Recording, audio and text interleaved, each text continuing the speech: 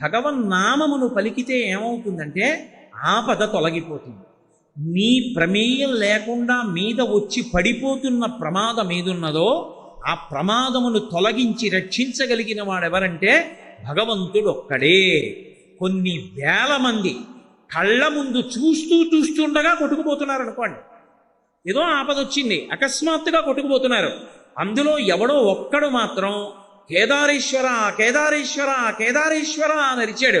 వాడికి ఒక్కడికే బుద్ధి ప్రచోదనమై చెట్టు ఎక్కి కూర్చున్నాడు. 3 రోజులు చెట్టు మీద ఉన్నాడు, చెట్టు కొట్టుకుపోలేదు, వాడు బతికాడు. ఆపదామపహర్తారం దాతారం సర్వసంపదాం. నీకేవి కావాలో విస్తాడు. నీకు ఏది ప్రమాదమో దానిని నీకు తెలియకుండా తీసేస్తాడు.